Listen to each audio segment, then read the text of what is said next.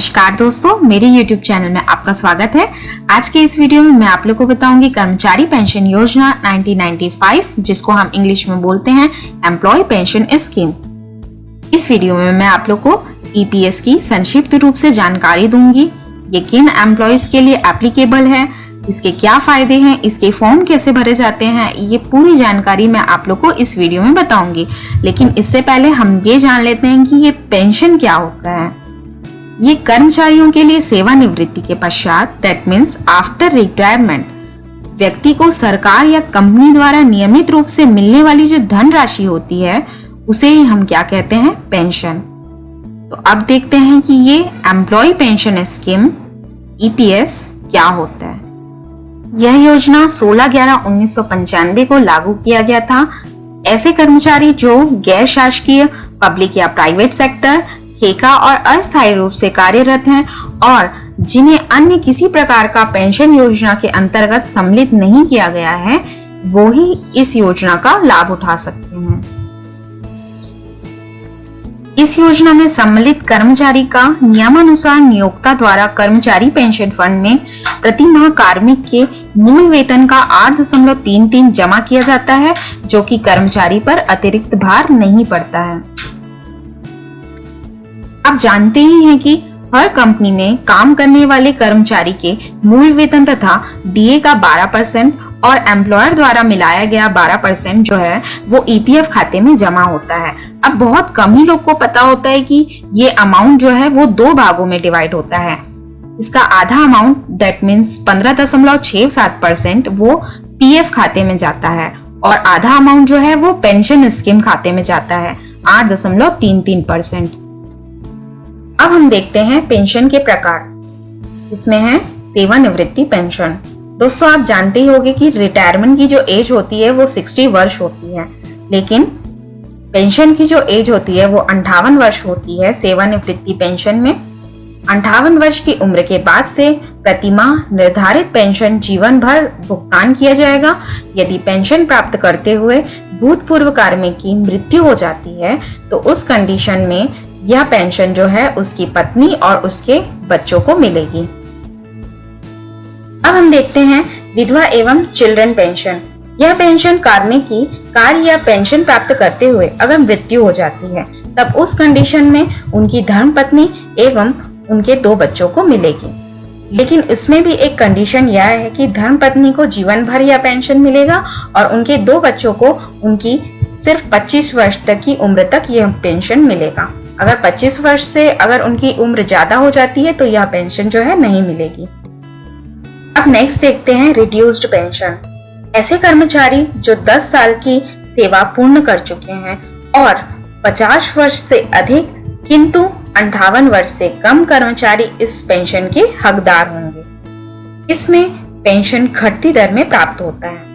इसका मतलब ये हुआ कि अगर आप 58 वर्ष के हैं तो आपको ये पेंशन जो है 100% मिलेगा, लेकिन अगर आप 57 वर्ष के हैं तो आपको 3% कम अर्थात 97% आपको पेंशन मिलेगी।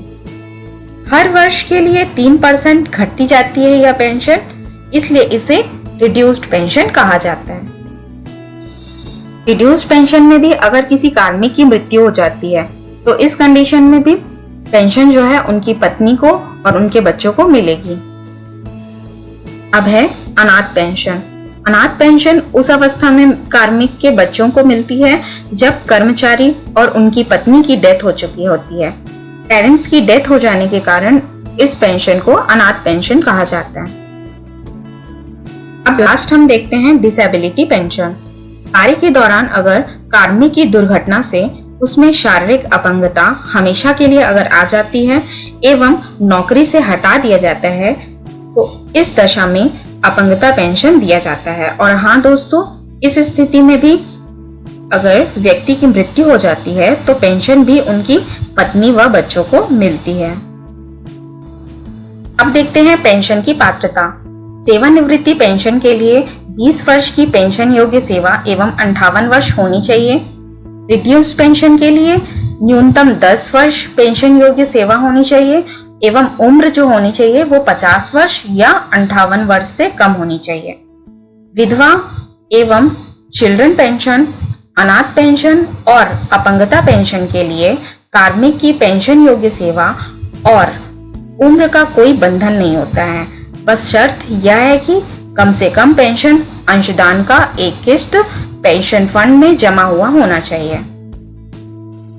अब मैं बताऊंगी जमा पूंजी की वापसी। ऐसे कार्मिक जो पेंशन के पात्र नहीं हैं और नौकरी छोड़ चुके हैं, इसका मतलब ये हुआ कि कोई एक पर्सन किसी कंपनी में 10 साल तक जॉब नहीं करता है और उसके पहले ही अगर वो नौकरी छोड़ देता है, तब उस कंडीशन में भी आप जमा पूंजी वापसी के लिए पात्र हैं। आप अपनी पूंजी को वापस ले सकते हैं। अब देखते हैं पेंशन का कैलकुलेशन किस प्रकार होता है। तो इसका एक फॉर्मूला है, monthly member pension is equals to pensionable salary into pensionable service upon 70। इसका एक एग्जाम्पल देख लेते हैं। अब मान लीजिए कोई कर्मचारी किसी संस्था में 15 साल से ईपीएफ के भागीदार हैं और उसकी पेंशन प्राप्त करने योग्य राशि जो है 15,000 है।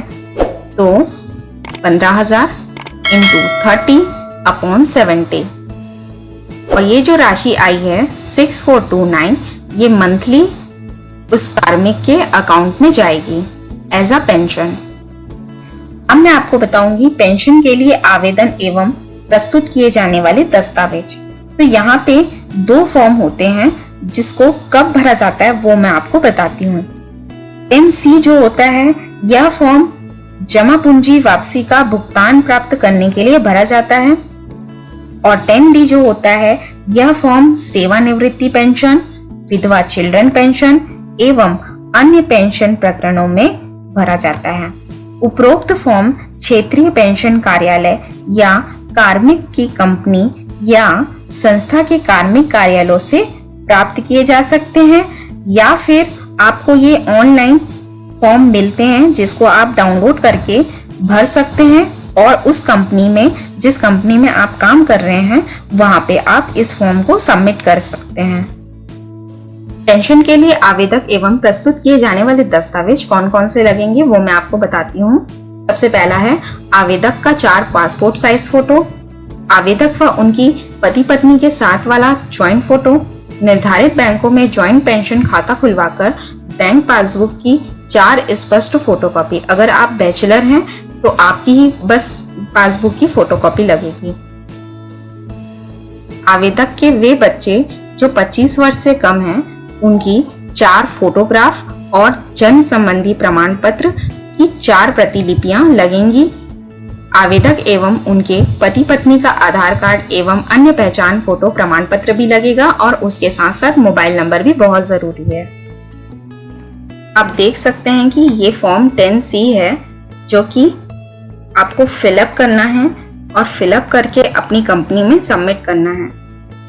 इसकी पूरी डिटेल जो है वो नॉर्मल है, अपना date of birth, name, mobile number, father's name, childrens के अगर हैं आपके चिल्ड्रन तो उसके डिटेल लगेंगी और अटैच करना होगा कुछ डॉक्यूमेंट। ये 4 पेज का है और 10D जो होता है वो 6 पेज का होता है। और आपको अगर डाउनलोड करना है तो मेरी इस वीडियो के डिस्क्रिप्शन बॉक्स में मैंने लिंक दे दी है 10C और 10D की।